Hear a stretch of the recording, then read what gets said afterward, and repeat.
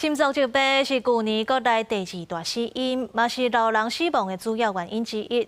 来看新北的阿东病院创立这微创瓣膜中心，为今年5月到达，心脏手术超过7万例。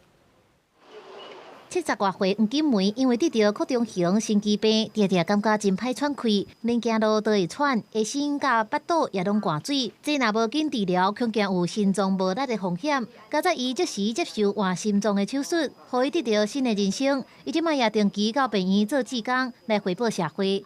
家属陪病人来看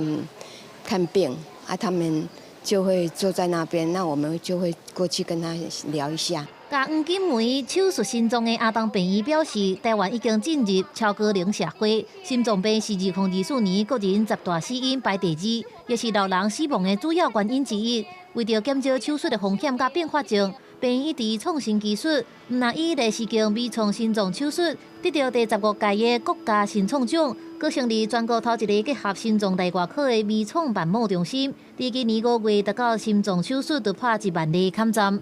传统的开胸手术要经过胸骨，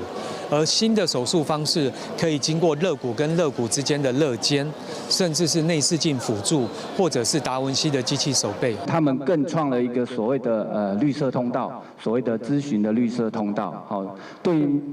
病人开完心之后，后续的关怀、长期的追踪，让民众不但开心，而且安心啊。新北市卫生局表示，阿东病院是新北3间医学中心之一，负担及重症照护责任。病院特别建立实体加线顶的心脏外科，第2意见咨询绿色通道，提供病人甲家属评估多元治疗的方案，减少看医中途的检查，为影互市民会当伫在地接受医疗，伫在地过食老的生活。都市新闻采访报道。